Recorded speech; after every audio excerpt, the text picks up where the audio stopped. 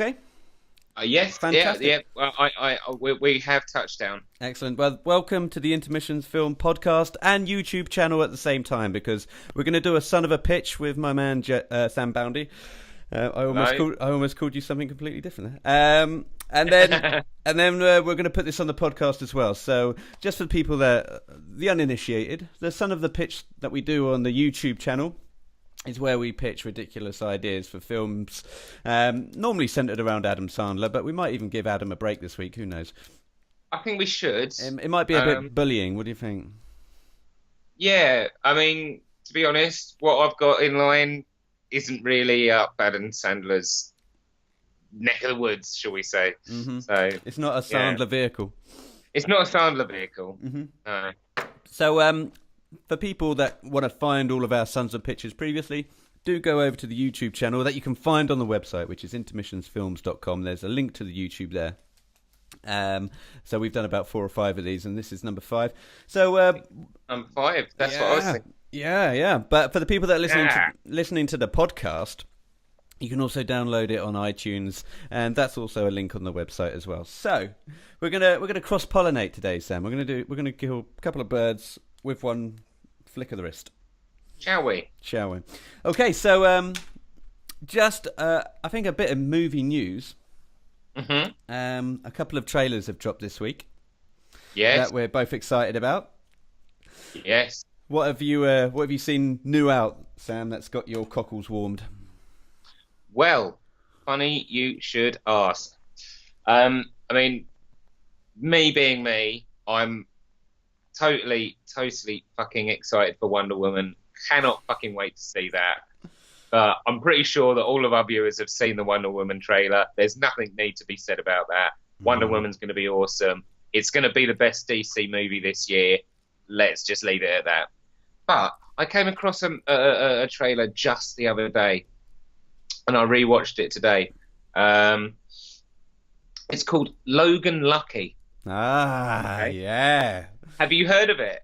Heard it, seen it. Yes, yeah. Yeah. Tell us about it though. So it's Channing Tatum and Adam Driver of Kylo Ren Force Awakens fame. They play a pair of they're brothers. They're a pair of rednecks, and basically Channing Tatum's character is he has inside information on the NASCAR racing, and they decide to rob the place up and do a bank heist. Basically, they get a vault heist. Um, and according to the trailer, it all centers around them breaking Daniel Craig out of jail. Daniel Craig plays a redneck who is an ace safecracker, Yeah. and they break him out of jail to get in on the job. And it looks brilliant. It looks absolutely amazing. I'm in. I'm definitely in. I like the voice that Danny Boy is doing as well. So Danny Boy is doing this incarcerated. Great Ted. Yeah. Yeah. Yeah, I'm quite stoked for that one actually. But then I did Yeah. think now I want your take on this. I'm a bit more of a Bond nut than you. I would Of course. have a guess. I quite like my Bonds when they're doing Bonds to Hmm. be within the Bond world. So I mean, you never really had the likes of Rog or the likes of Pierce doing Bonds, other films whilst they were Bond.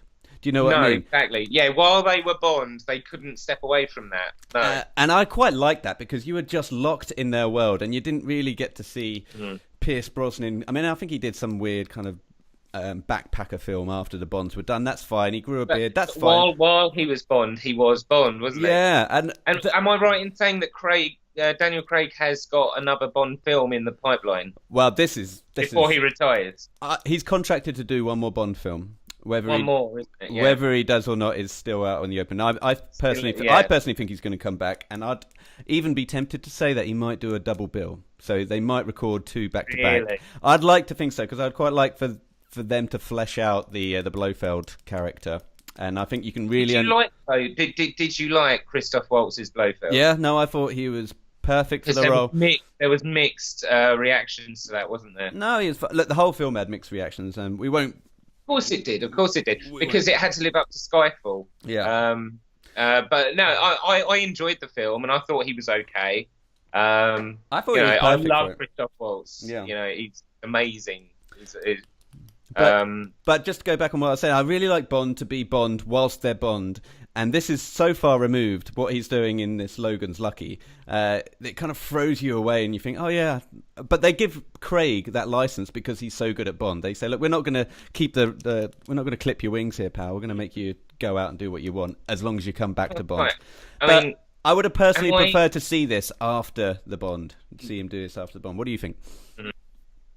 Yeah, no, absolutely. I mean, like, am I in the wrong here to say that out of all the Bonds, Daniel Craig is the better actor in general? Well, I think is that going to cause some controversy? Well, it's all subjective, isn't it? Which is so brilliant about Bond because everyone's got a different opinion on who's the best Bond. Everyone's got a favourite Bond. I mean, I grew up with Roger Moore. I distinctly remember Timothy Dalton, who wasn't the greatest Bond, but is actually a very good actor. So I think Dalton and Craig consider themselves to be the more thespians out of the bunch. Yes, they're more thespian-like. I mean, I'm not criticising Sean Connery's acting abilities, but he's always Sean Connery, isn't he?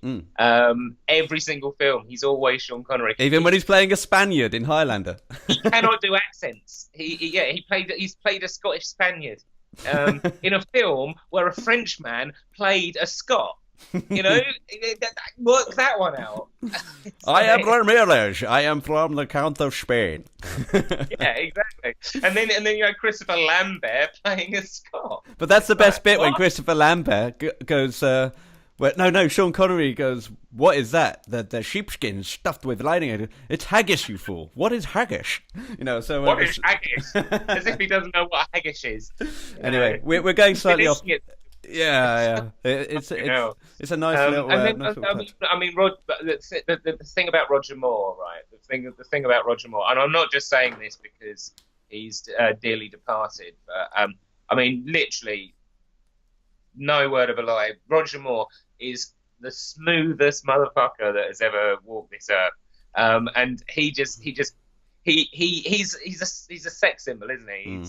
He's an icon of suave. You know what I mean? That's interesting you say that, man, because I was watching The Spy Who Loved Me just last night with the missus, and she's never seen it before, and she was just saying that this is the best Bond she's seen so far out of all the ones that I've shown her, right? And there's this I think the scene that only Roger can do and no other Bond can do was when Barbara Bach quizzes Roger Moore and going, "Do you recognise this man? Did you kill him?" And Roger Moore just kind of turns around and goes, "When people are spraying bullets at you, you don't always have time to remember a face." Right? And then he goes, "Yes. My answer is yes, I did kill him." And then that cold kind of look that he gives Barbara Bach. And the very next scene, they're getting hoisted down on a submarine, and Barbara Bach and Roger Moore are together. And he's just giving her the smuggest fucking look, just smiling at her ear to ear, looking directly at her. And she's looking away going, "I can't stand this guy." But he's like, "Fuck you." Deal with it. I'm Bond. But moving from that seriousness to that, again, quaint charm, that pure charisma, I think Roger Moore had that in spades. I could talk about Roger Moore forever, but shall we have a look at the trailer first for Logan's Lucky? Shall we? Yeah, we'll listen to that. Okay. Smash cut. Pew! And we're back in the room. So yeah, super stoked about that. That looks good. I am excited for it because I've never seen Daniel Craig in a part like that, and I think Channing Tatum's come a long way since Magic Mike and Jump 21 and all Jump that. Street, that's it. Jump Street 21. Funnily enough, it's the same director as Magic Mike. Soderbergh, right? Yeah. It looks like it could be a good watch. Adam Driver is a very subtle actor, very understated. And then you've got Craig as the little cameo role, you know. And there's loads of little cameos in there. Seth MacFarlane from Family Guy. Yeah.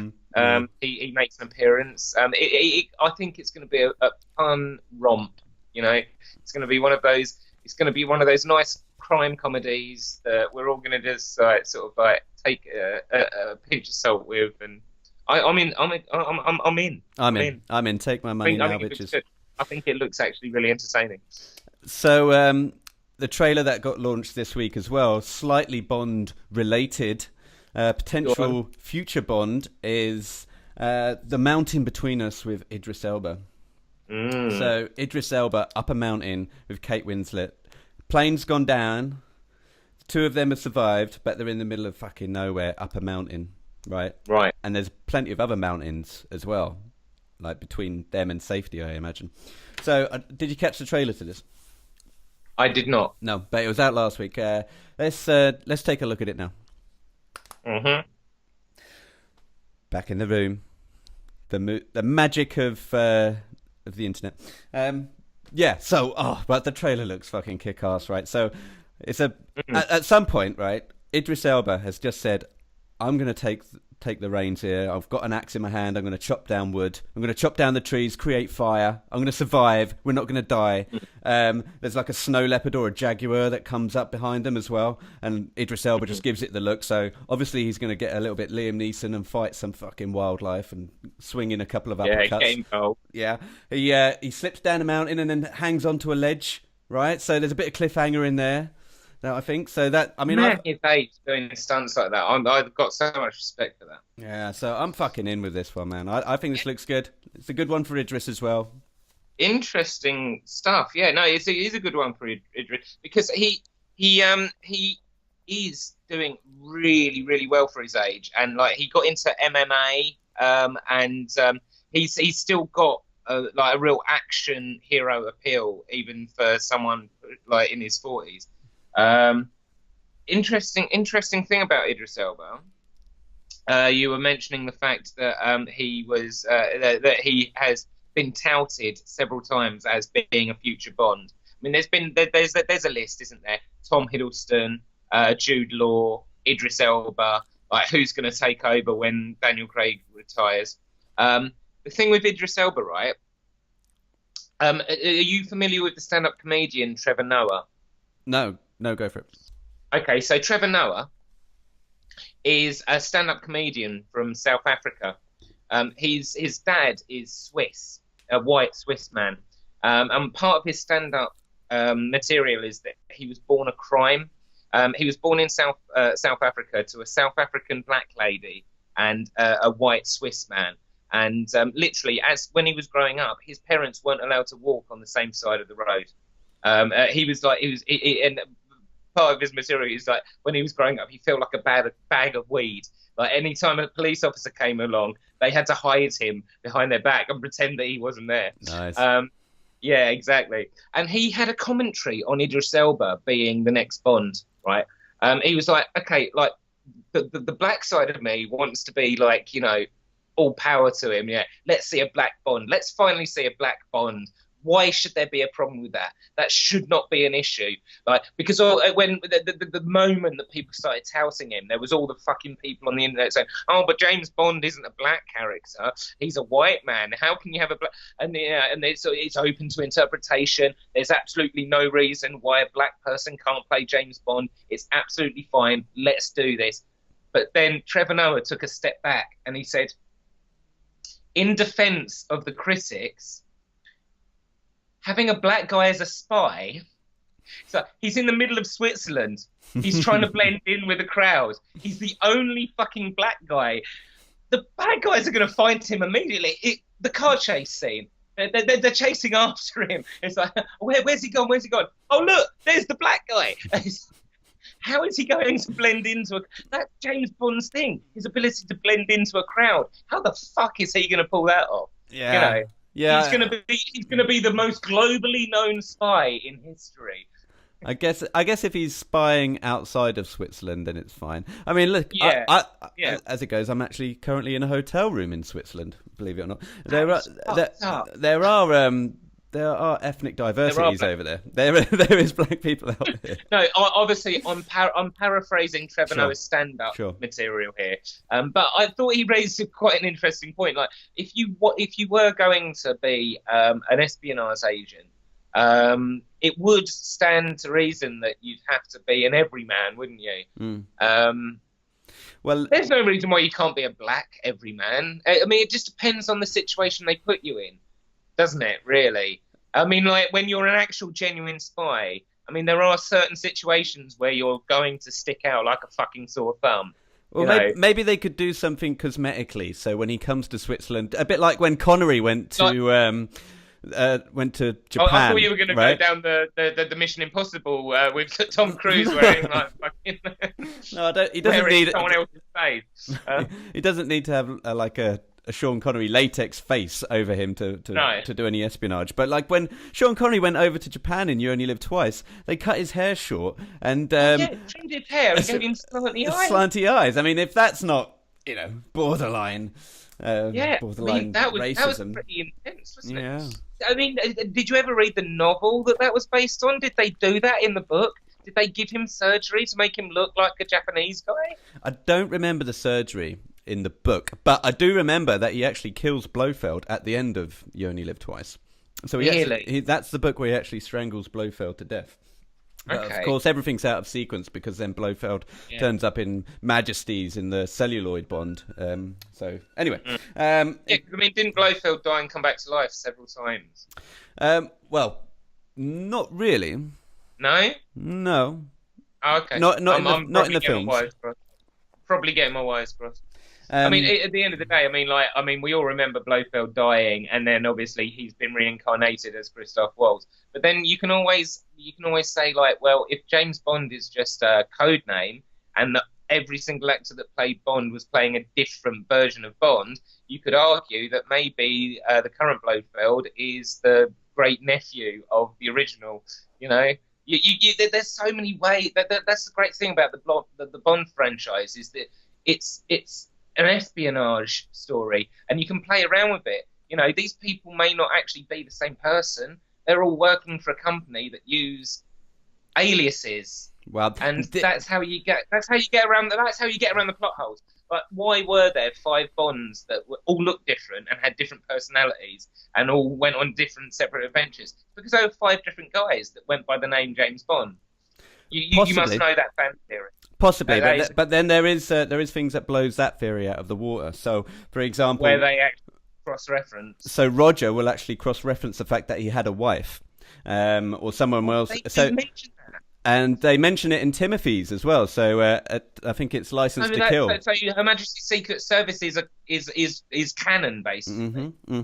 So you do have that, but you don't have it. You don't have Bond's wife referenced in any of the Pierces or any of the Craigs. So you don't. So you could say that from basically Pierce onwards, that's a new Bond. If you want to go down that route, then yeah. But there are. That's what I'm saying. If you were going down that route, yeah.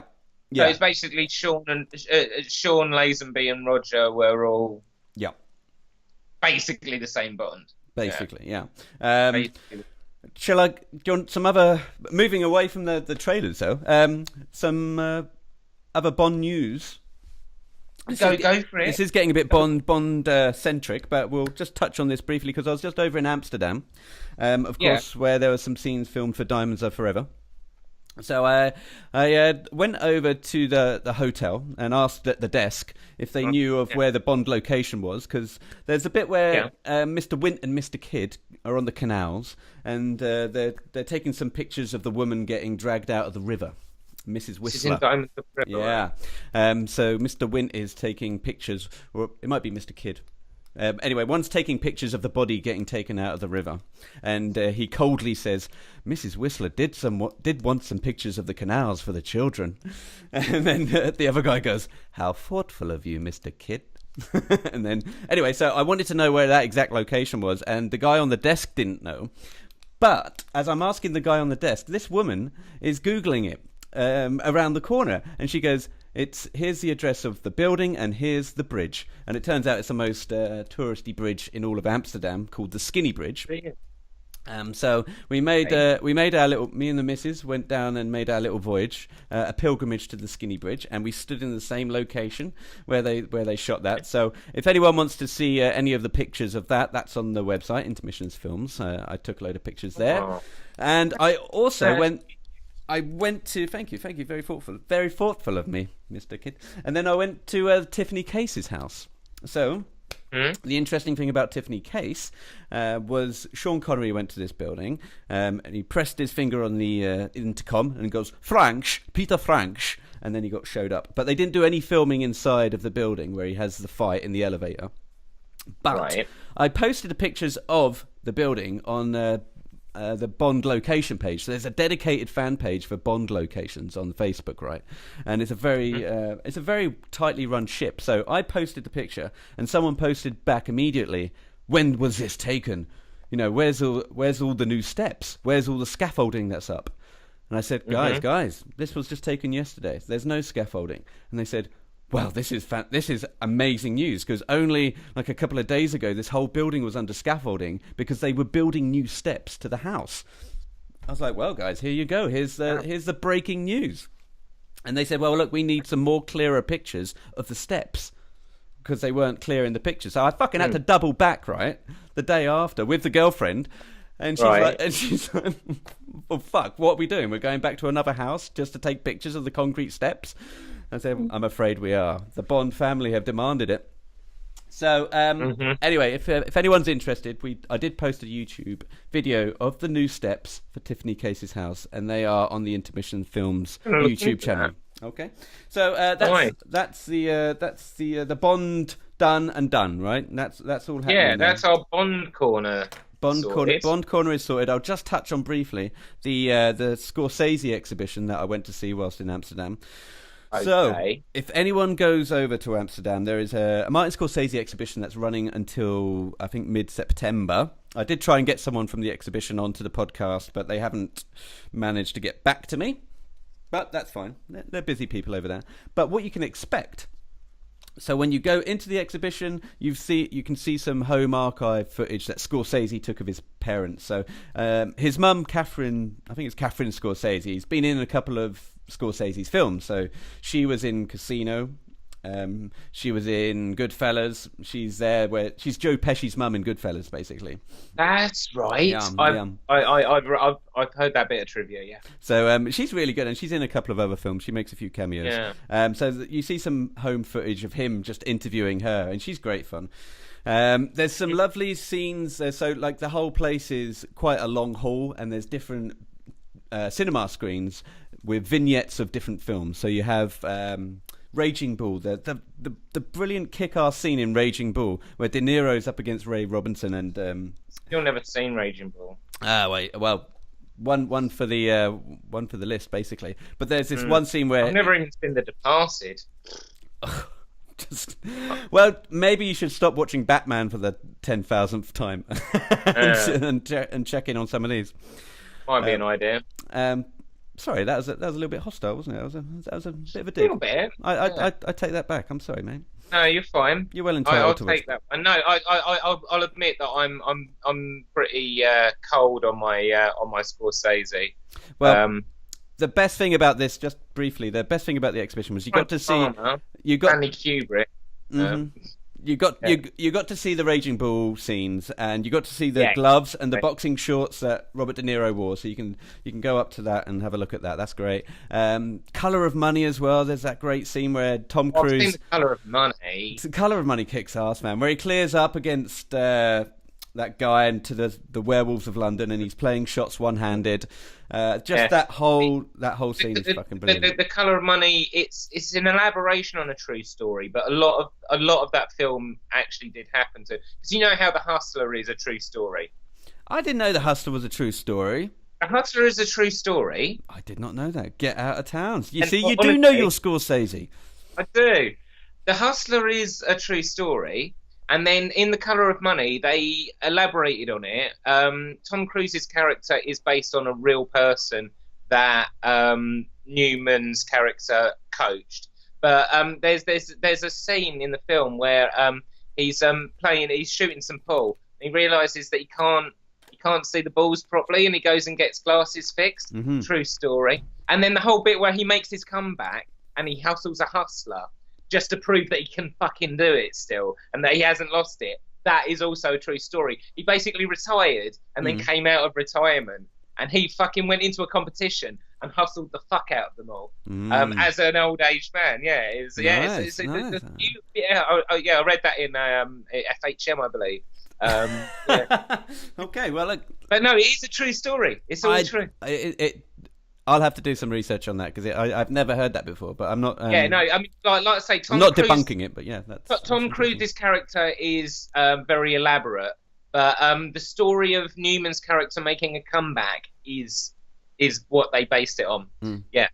That whole film, man, is just that kicks ass. And when Tom Cruise turns around to Grady Seasons and he goes, "Hey Grady, up your ass with a spot. That okay with you?" And he goes, "That's fine with me." But anyway, so do check that out because there's I wouldn't say I learned anything new, but you do get to see a lot of really cool memorabilia and a lot of cool poster art, etc., stuff like that.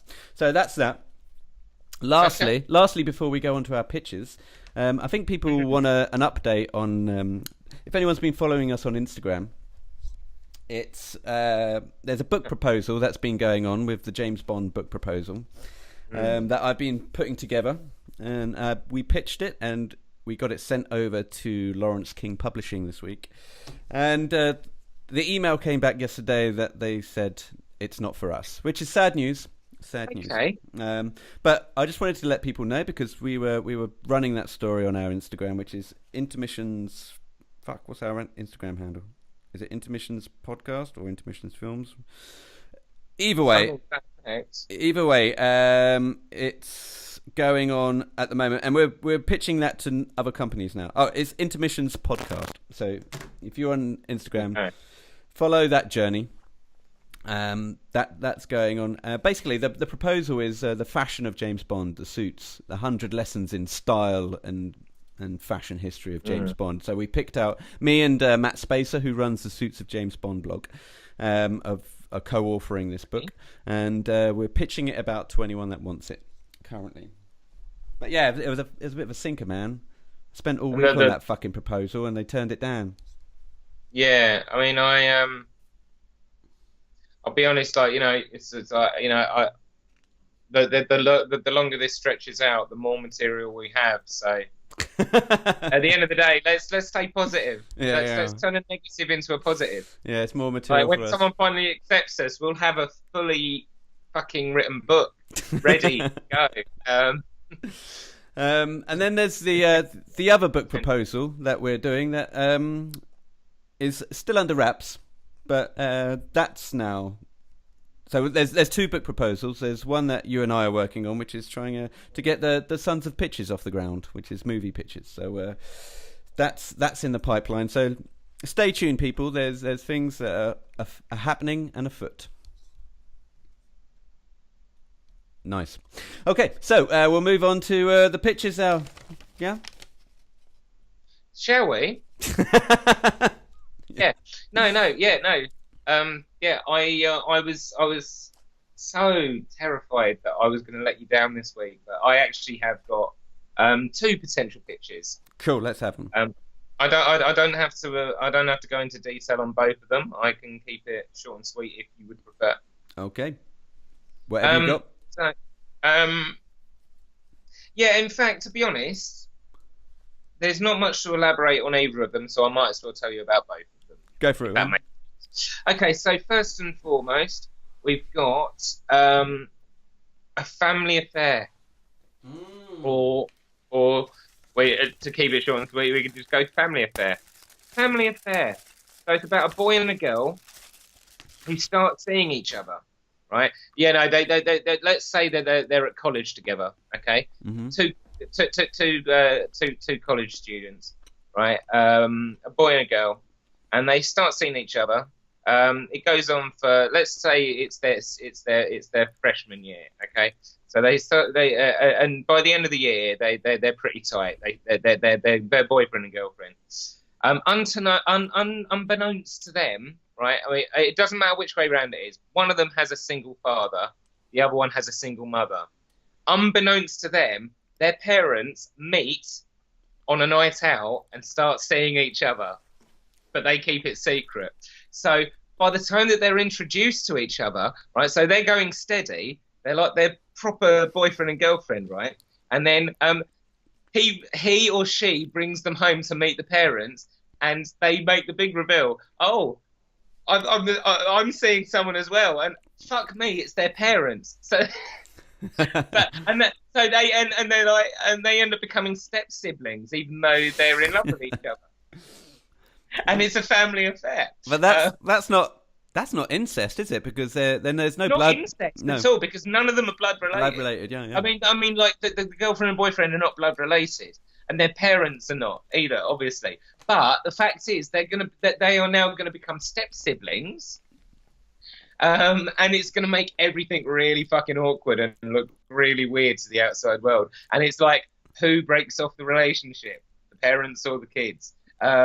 You know, and yeah, I think that could be a nice little romp. Yeah. When I started casting it, I could see Emma Roberts and Tom Holland in these parts. Yeah.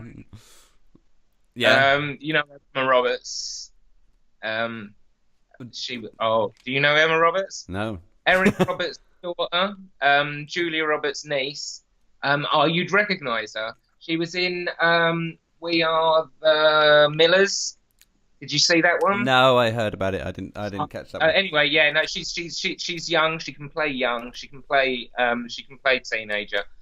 Stunning girl. Really, really funny girl. Tom Holland is the new Spider-Man. Of course. He's British, but he's proven that he can play American. And yeah, no, I just see. I mean, I don't know I don't know who would play the parents necessarily. Julia Roberts. Julia Roberts and Dan Aykroyd. Let's just try to. No, not Dan Aykroyd. Well, that's great for Dan Aykroyd. George Clooney is always in there, always in the running. Yeah. But brilliant actor. I think he could pull it off. He's a very, very good actor, very underrated actor. Who's that? Sorry, George Clooney. George Clooney, very underrated actor. Yeah. Is he underrated? So yeah, so family affair. Basically, two young'uns get together, their parents get together, it becomes awkward. Do you know what? Let's add a wrinkle into that storyline. If you could have maybe so you have the parents and then you have the children. What about if one of the children starts having an affair with the parents, like a Mrs. Robinson type thing? You know. Oh, brilliant! So like the guy accidentally ends up sleeping with his girlfriend's mum. Yeah. Type thing. But going out with the daughter, and the daughter does the same, goes out with the dad, has an affair with the dad. Sleeping with the dad. Yeah. And it becomes completely fucked up. Yeah, it's like a four-way. Wow, you just thrown a curveball there. That's wow. Yeah. And then like everyone gets pregnant, maybe. Yeah. Even the men gets pregnant. The mum gets pregnant. That would be fucking controversial. Yeah. I like this. I mean, more controversial than the young girl getting pregnant. If the young guy got the mum pregnant, that would be fucking Family affair. Now that is getting a little bit kind of Shakespearean plot, isn't it? It goes back further. It's like Oedipus or something. Oedipus. Yeah. Yeah, I like that, man. I like that. Yeah. Cool. Yeah, we'll put a pin in that. Come back to that one. Who else? Yeah. What else have we got? Okay, this is just a very vague idea. I've decided to call it Another Story. It's an idea I came up with quite a long time ago, and I don't know how. It could be a hard one to make it work. You'd need a very, very clever director for this one. So basically, the idea is it's the story of a couple, right? Your classic rom drama, romantic drama. It's a classic romantic drama, right?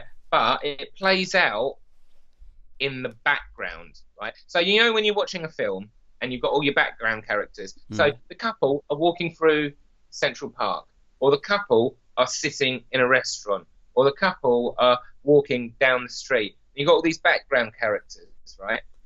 Well, in this film, you're seeing it from the background character's point of view. So it's just a film that is just loads and loads and loads and loads of cutscenes of different random people just going about their ordinary lives, right? But in the background, you've got the two main stars actually acting out the plot of the story. And you know, sometimes you don't even notice them, and then sometimes you do, because they'll actually interact with the back. So it's basically a film scene from the extras' viewpoint. Right. Okay. I came up with it ages ago. I was like, what if the story was told from like, what if you were following the extras around instead, and you had to work out the film from their point of view?